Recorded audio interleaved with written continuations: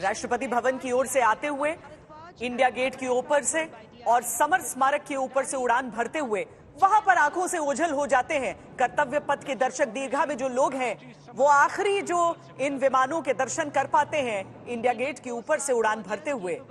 और अच्छा, प्रधानमंत्री अपने टेलीविजन मॉनिटर पर इस समय ये तस्वीरें देख रहे हैं उन लड़ाकू विमानों की या ट्रांसपोर्ट विमानों की, और इस समय तो अर्जुन फॉर्मेशन, बहुत ही विहंगम दृश्य। ये अर्जुन फॉर्मेशन में ये जो विमान आ रहा है C295, भारत में वडोदरा में ही ये विमान बनेंगे। अभी तो स्पेन में निर्मित है। और C-130 ये स्ट्रेटेजिक एयरक्राफ्ट है, टैक्टिकल लिफ्ट एयरक्राफ्ट है भारतीय वायुसेना के स्पेशल फोर्सेस ऑपरेशंस के लिए।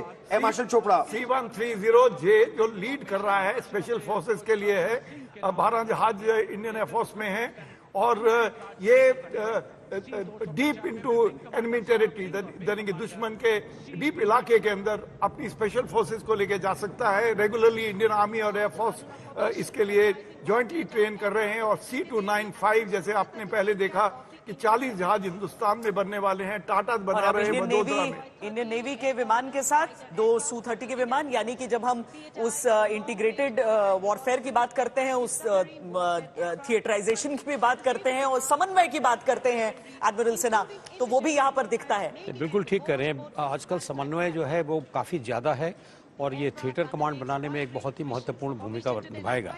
पर्टिकुलरली जो हमारा सदर्न सेक्टर है, मैरीटाइम सेक्टर है, उसमें ये MiG-29 विमान एयरक्राफ्ट कैरियर से टेक ऑफ करके और MiG-29 विमान जो है अपने सदर्न एयर कमांड से टेक ऑफ करके दुश्मन के दांत खट्टे कर सकते हैं। अच्छा, और अगर जब सिनर्जी की बात करें तो P-8I long range maritime reconnaissance aircraft है, लेकिन चाहे ऑपरेशन स्नो लेपर्ड हो या डोकलाम हो, दोनों में इसकी भूमिका रही है और ये बहुत बड़ी बात है सिनर्जी की। जी, आप ठीक कह रहे हैं। इलेक्ट्रॉनिक वॉरफेयर इसकी बहुत ही स्ट्रांग है।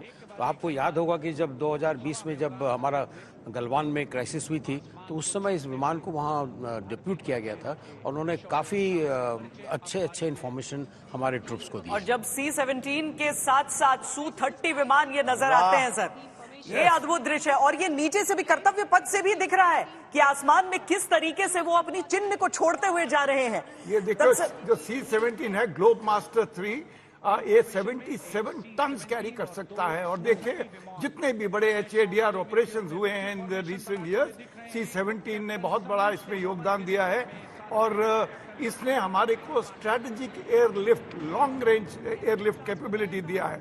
और Su-30 उसको एस्कॉर्ट कर रहे हैं बिकॉज कुछ ऑपरेशन में जरूरी होगा कि बड़े ट्रांसपोर्ट एयरक्राफ्ट को फाइटर जहाज एस्कॉर्ट करें।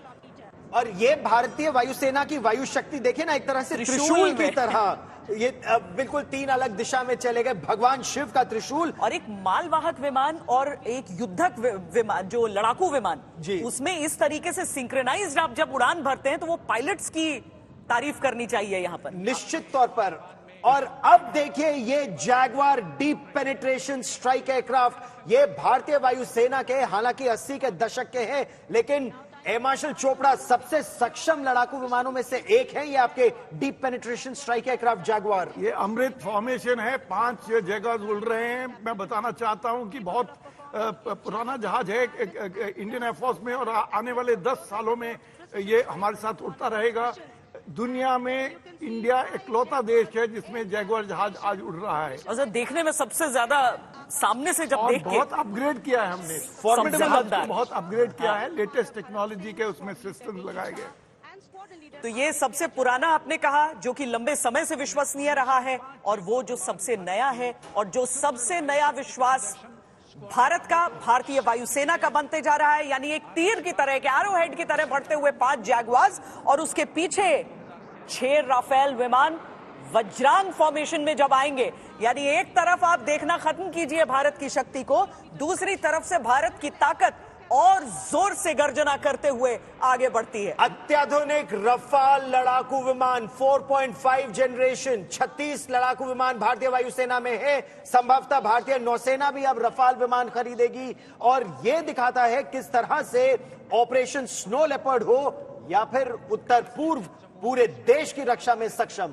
और देश से बहुत दूर भी जब मरीन वर्जन हमारे पास आ जाएंगे तो पूरे इंडियन ओशन में इस विमान का जो है वो प्रभुत्व बना रहेगा। आज के दिन में रफाल 10 घंटे की long flights A to A refuelling के साथ northern Indian Ocean, Bay of Bengal, Malacca Strait तक और ओमान तक उड़ान भर रहा है इंडियन नेवी के साथ।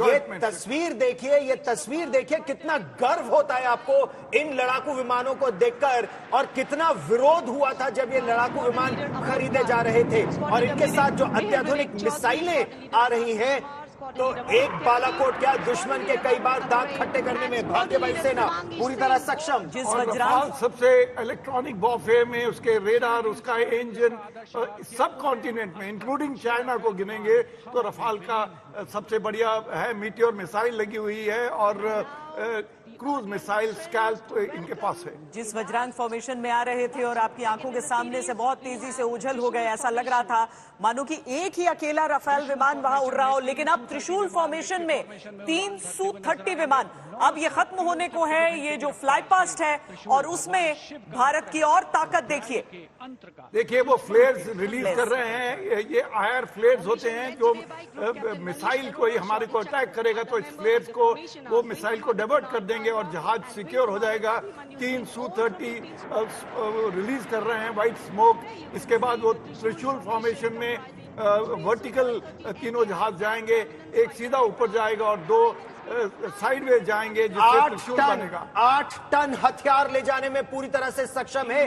दुनिया के सबसे शक्तिशाली लड़ाकू विमानों में से एक, और भगवान शिव का त्रिशूल ऊपर जाके 3 भाग में किस तरह से फैल रहा है। देखिए ये अद्भुत दृश्य। जब ये आसमान में, नीले आसमान में ये सफेद रेखा आप देखते हैं तो समझ लीजिए कि हमारे देश के वायु सैनिक इस समय एक लक्ष्मण रेखा खींच रहे हैं उस आसमान में, दुश्मन को उसकी हद बताने के लिए। ये त्रिशूल की तरह, महादेव की त्रिशूल की तरह। Glory, this is called touching the sky with glory, जो इंडियन एयरफोर्स का मोटो है। और कितना साफ मौसम है, ब्लू स्काई है और सब जने बहुत ध्यान से उसको देख पा रहे हैं। एक अकेला सब पर भारी आ रहा है। राफेल 900 किलोमीटर प्रति घंटे की रफ्तार से 300 मीटर की ऊंचाई पर ये सलामी मंच के सामने जब ऊपर की ओर उड़ान भरेगा, ये देखिए। ये राष्ट्रपति को सैल्यूट करेंगे। ये वर्टिकल चार्ली जो है, this is also sign of victory. जब लड़ाई से लोग आते थे दुश्मन के जहाज को खत्म करके, तो वो आके ये एक विक्ट्री सैल्यूट करते थे एयरबेस के ऊपर। अद्भुत दृश्य। नभस्पृशम दीप्तम, touch the sky with glory. 900 kilometre प्रति घंटे की रफ्तार और वर्टिकल चाली करते हुए ये आकाश में कैसे गायब हो गया, दुश्मन को आंखों से दिखा भी नहीं, और वार करके ये सुरक्षित स्वदेश लौट आया। एक तरह से ये जीत का जश्न दिखाने का प्रयास कर्तव्य पथ पर, और कितने उत्साहित है दर्शक इस समय कर्तव्य पथ पर।